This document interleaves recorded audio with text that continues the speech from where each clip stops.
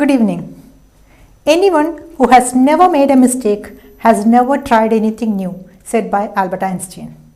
Welcome to BMC News Live presented by Al Hilal Hospitals and Medical Centers. I am Jessila Mujib joining you with the daily news updates. News headlines.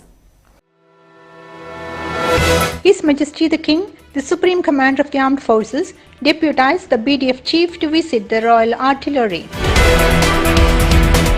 The Director General of Legal Affairs and Human Rights received the Permanent Observer of the University for Peace. The Speaker of the Council of Representatives attended the GCC Legislative Council's meeting. The Interior Minister held meeting with governors. The Education Ministry and the National Bank of Bahrain reviewed cooperation. News in detail.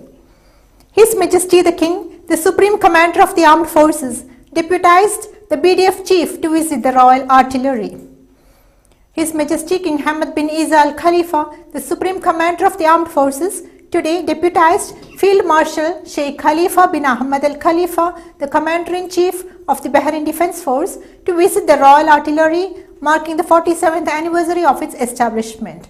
Upon arrival, the BDF Chief was welcomed by Lieutenant General Abdullah bin Hassan Al Nuaimi, Defence Affairs Minister, Lieutenant General Thea bin Sakar Al Nuaimi, BDF Chief of Staff, Major General Sheikh Khalifa bin Hassan Al Khalifa, Royal Artillery Commander and senior officers. The national anthem was played and then the Commander-in-Chief inspected the Guard of Honour whose members lined up to salute him. The Director General of Legal Affairs and Human Rights received the Permanent Observer of University for Peace.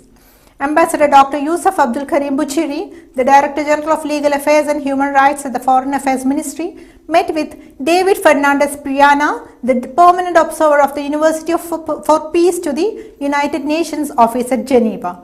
Dr. Buchiri affirmed that Bahrain continues work on its diplomatic initiatives for peace, international cooperation and common understanding, driven by its historic and humanitarian values and its belief in the interconnectedness between peace, human rights and sustainable development. Dr. Buchiri commented the UN University for Peace's role in promoting understanding, tolerance and peaceful coexistence, aligning with the objectives outlined in the UN Charter. The Speaker of the Council of Representatives attended the GCC Legislative Council's meeting. Ahmad bin Salman Al Musallam, Speaker of the Council of Representatives, attended the 17th meeting of the Speakers of the Gulf Cooperation Council, Shura, Representatives, National and Ummah Councils held in Doha. The meeting discussed topics of common interest and means to further enhance cooperation and coordination with the GCC Legislative Councils and regional international parliaments. The Speaker said that Bahrain, under the leadership of His Majesty King Hamad bin Isa Al Khalifa and with the follow-up of His Royal Highness Prince Salman bin Hamad Al Khalifa, the Crown Prime Prince and Prime Minister, remained committed to reform and develop, focusing on peace, tolerance, coexistence and human rights.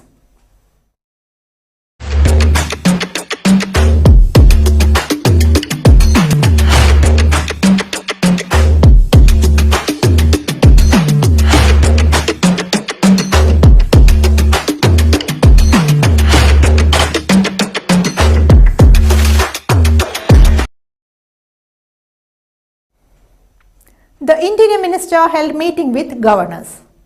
The Interior Minister, General Sheikh Rashid bin Abdullah Al Khalifa, held a meeting with governors in the presence of the Chief of Public Security. The Minister hailed the role of the governors in promoting interaction with citizens and residents, as well as meeting the needs of residents of the governorates in coordination with concerned authorities. He said that the active presence of the governorates on all occasions promotes cooperation and interaction with all segments of society. The meeting also discussed the governorate's topics and projects. The Education Ministry and National Bank of Bahrain reviewed cooperation. Dr. Muhammad bin Mubarak Juma, Minister of Education, met with Hisham Abu Al-Fateh, Chief Corporate Communications Officer of the National Bank of Bahrain. The Minister expressed his thanks to NBB for his continuous support for various educational projects in the Ministry of Education. The meeting discussed cooperation between the Ministry and NBB in supporting student scholarships and coordination on educational programs. Online cybersecurity course launched.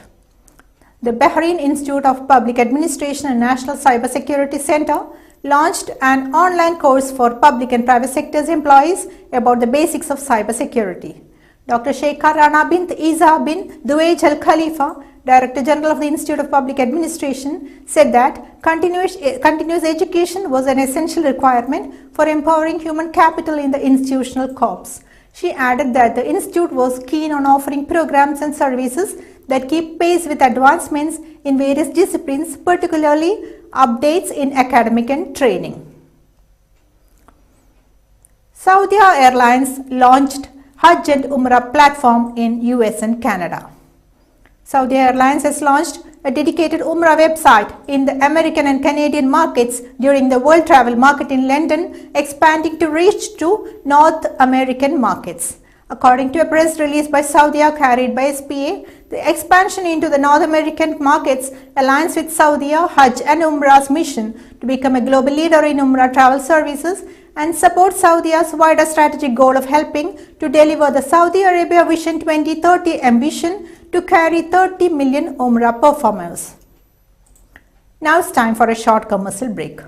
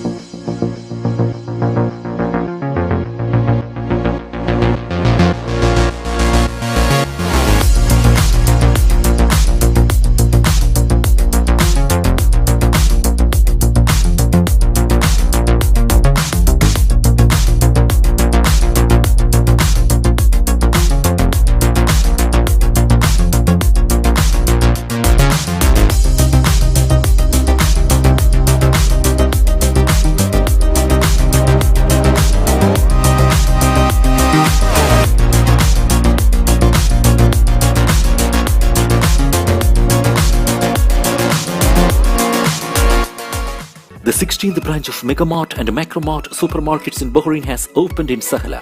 The best offers are available to the customers at affordable rates. Everyone is welcome.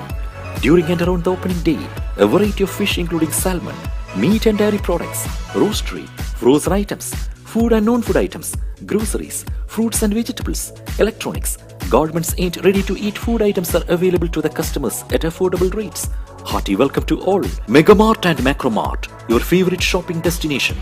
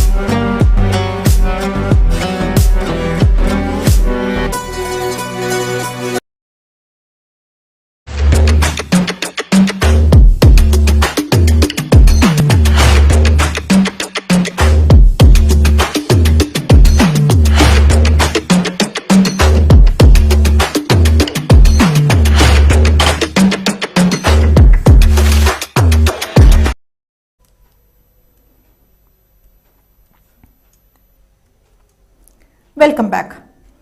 The National Bank of Bahrain's support for Royal Fund for Fallen Servicemen praised. Sheikh Khalid bin Salman bin Khalid Al Khalifa, Director of the Royal Fund for Fallen Servicemen, expressed his thanks to the National Bank of Bahrain for its constant support of the children and families of fallen servicemen in line with its commitment to community partnership. Sheikh Khalid commented the role of institutions and companies that have supported the fund since its establishment. Usman Ahmad, Group CEO of NBP affirmed that the bank will continue to support the fund's humanitarian efforts to support the families of the fallen servicemen who made great sacrifices to serve the nation. Australia recorded the driest October since 2002 due to El Nino. Australia recorded the driest October in more than 20 years due to an El Nino weather pattern that has been sent hot, dry conditions hit crop yields in one of the world's largest wheat exporters. Last month was Australia's driest October since 2002 with rainfall 65%. Every part of Australia except the state of Victoria had below average rain, and Western Australia saw its driest October on record. 40 people died in Kenya and Somalia as heavy rains and flash floods displaced thousands. Heavy rains and flash flooding have killed at least 40 people and displaced tens of thousands of Kenya and Somalia. In Somalia, the government declared an emergency after the extreme weather killed at least 25 people and destroyed homes, roads and bridges. Emergency and rescue workers were trying to reach an estimated 2,400 residents trapped by floodwaters in the Liuk district of southern Somalia's Jubaland Strait. The UN Office for the Coordination of Humanitarian Affairs warned of a high risk of flooding along the Juba and Shabelle rivers and called for the evacuation of people living along the entire stretch of the Juba. Now news from India. Delhi remains covered in toxic smog. Air quality severe for the 6th day. Air quality in Delhi dipped to the severe category after a slight improvement a day earlier. The situation has worsened in Mumbai too since it debuted as among the world's most polluted cities last weekend. A blanket of toxic smoke covers Delhi and the surrounding cities, with schools being shut and the stricter odd-even rule for vehicles set to make a comeback after 4 years. A cocktail of factors, including vehicular emissions and stubble burning, are being held responsible for the air pollution in Delhi, where authorities have raised the pollution alert to the highest level. The Delhi government announced an early winter break in schools from November 9 to 18 amid severe air pollution in the national capital. With this, we come to the end of today's news. This is Jasila Mujib signing off. Good night.